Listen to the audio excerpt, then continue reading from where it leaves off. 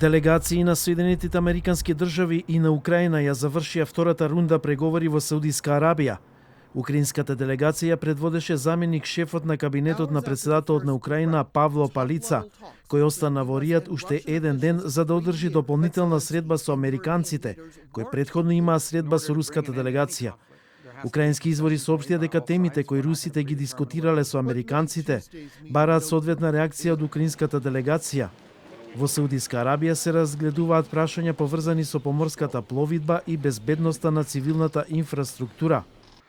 Првиот ден од разговорите беше фокусиран на безбедноста и пловидбата во Црното море и инфраструктурата. Се работи за нашите пристаништа, вклучувајќи го и Херсон, кој претходно не беше спомнуван во преговорите, но исто така бара заштита, како и Црноморското пристаниште Николаев, трите големи пристаништа во Одеса, како и помалите пристаништа. Сето ова е важно за запирање на уништувањето на цивилната инфраструктура и обезбедување на сигурноста на храната.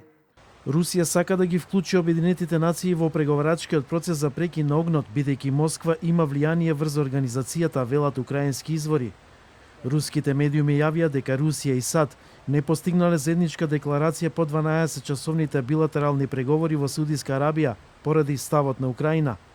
Американската и руската делегација вчера ги завршија целодневните разговори кои беа фокусирани на предложениот прекин на огнот на море меѓу Москва и Киев, како дел од дипломатските напори на Вашингтон за отворање пат кон пошироки мировни преговори.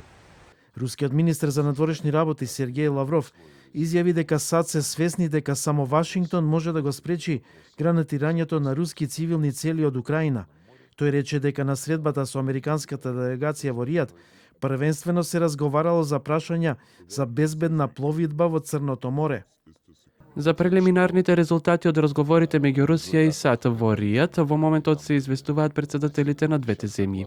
Портпаролката на Стејт департментот Тами Брус изјави дека Вашингтон ги осудува нападите врз цивилното население и продолжува да работи на прашањето за прекин на огнот во руско-украинскиот конфликт.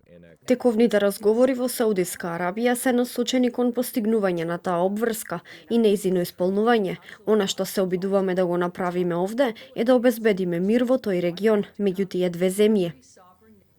Додека траеа преговорите, руски ракети го погодија украинскиот град Суми, при што беа повредени над 100 луѓе, меѓу кои 23 деца. Украинскиот претседател Володимир Зеленски го осуди нападот како последен пример на загуба, болка и уништување.